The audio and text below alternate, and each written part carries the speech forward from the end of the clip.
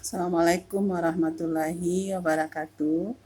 Baiklah, pertemuan kita selanjutnya masih dalam materi kerjasama dalam berbagai bidang kehidupan bersama Ibu Erlina Metia. Pada kali ini bagian C-nya bentuk-bentuk kerjasama dalam berbagai bidang kehidupan. Ini tujuan pembelajarannya bisa dibaca sendiri.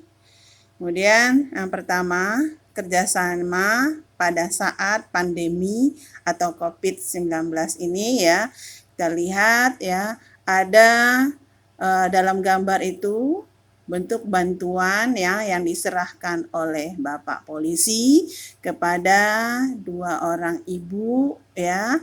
Kemudian dia memberikan bantuan, salah satu bentuk kerjasamanya agar ya pada situasi COVID-19 ini bisa kita mengatasi masalah hidup dan kehidupan ini secara bersama-sama. Yang lemah dibantu oleh yang kuat ya, yang kuat membantu yang lemah agar tercipta satu kerjasama yang baik ya, dan agar kita dengan kerjasama ini menumbuhkan kita semakin dekat dengan sesama antara pejabat negara umpamanya dengan rakyatnya, pihak kepolisian dengan warganya, agar bisa terbantu dengan baik ya. Yang kedua, bentuk kerjasama di lingkungan keluarga.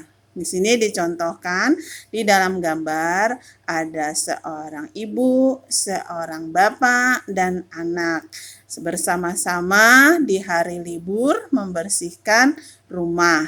Bisa jadi contoh kerjasamanya ya, membuat taman ya, ibu, anak, dan ayahnya ya. Kemudian ya, bisa jadi juga yang contoh kerjasamanya adalah membantu ibu memasak di dapur ya.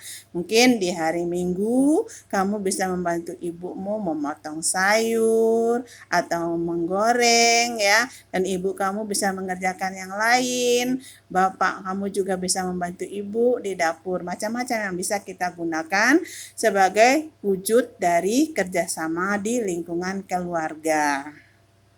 Selanjutnya, kerjasama di lingkungan sekolah.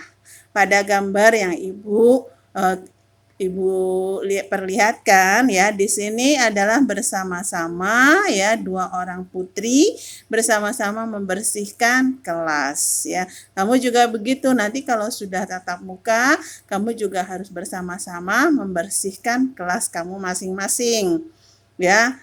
Ada kewajiban kita di sini, kewajiban terhadap di sekolah kita ya. Ada lagi kerjasama di sekolah yang lainnya, bisa jadi kita ada majalah dinding, biar menarik bagaimana bersama-sama kita kumpulkan ide-ide kreatif kita. Di dalam majalah dinding itu akan tercipta menarik ya, bisa dibaca baik oleh adik kelas atau kakak kelas ya. Jadi menjadi menarik bagaimana caranya ya. Itu dibutuhkan kerjasama. Yang kedua, bisa aja ya bersama-sama memperingati hari besar agama.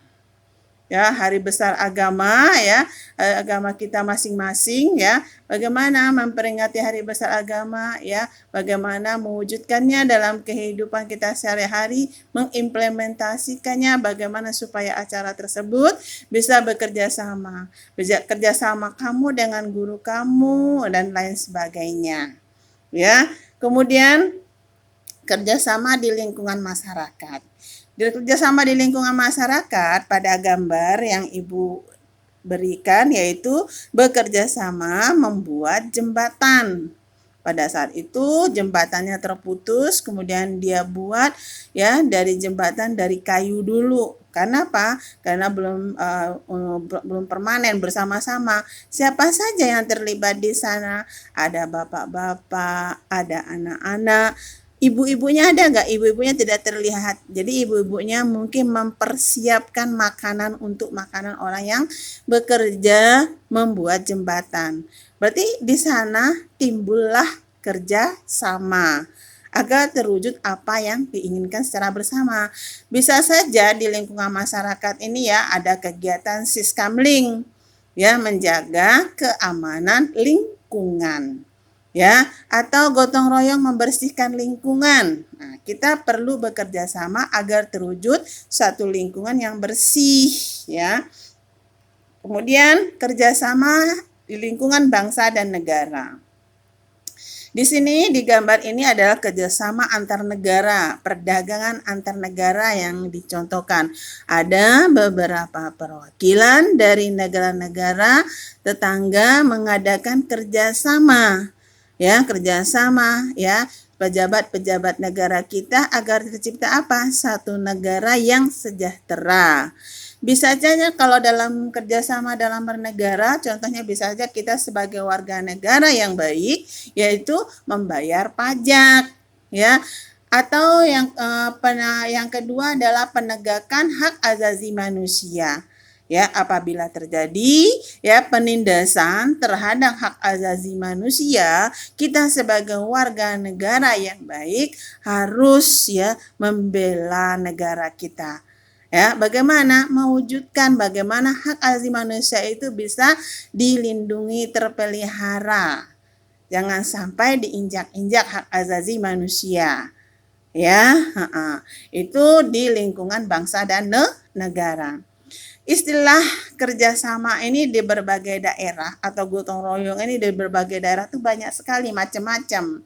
Ya, ini ada beberapa yang Ibu contohkan, seperti gugur gunung di Jawa, seperti daerah Gunung Kidul, Yogyakarta itu ada gotong royong istilahnya gugur gunung.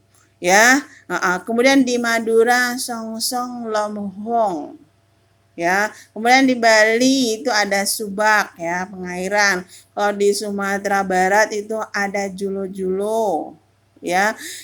Kemudian di daerah bagian Jawa, pesisirnya adalah Sambatan. Ada juga di Batak namanya Marsiadapura dan Marsiurupan. Ya, jadi masing-masing daerah itu punya istilah masing-masing terhadap kerjasama atau gotong royong. Ya. Kerjasama atau gotong royong ini mempunyai manfaat. Sebenarnya banyak sekali manfaatnya. Ya, Ibu munculkan 3 manfaat. Yang pertama, dapat menumbuhkan rasa persatuan dan nasionalisme. Jadi kalau kita sudah melakukan kerjasama atau bergotong royong, kita tuh merasa bersatu. Tidak ada perbedaan di antara kita, satu kita. Punya rasa cinta kita terhadap negara kita.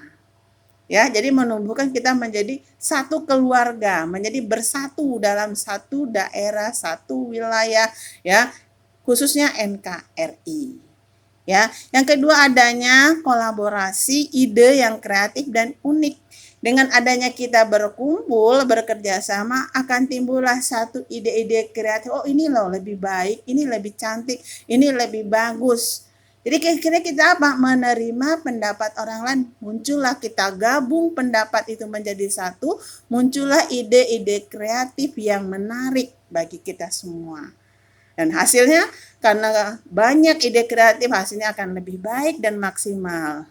Ya, yang ketiga, pekerjaan menjadi lebih cepat selesai. Jadi kalau kita mengerjakannya secara bersama-sama, kalau kita sendiri bisa mengerjakannya bisa 1 bulan, kalau bersama-sama bisa aja 2 hari apa 1 hari. Jadi banyak sekali manfaat-manfaat dari kerjasama. Jadi kita sebagai makhluk sosial, ya sebagai makhluk bermasyarakat, sebagai makhluk yang zon politikon, kita perlu bekerja sama di antara masyarakat, ya supaya kita tidak mempunyai sifat egois, ya. Terakhir ya tugas kamu ya pada tabel 52 perwujudan kerjasama dan gotong royong.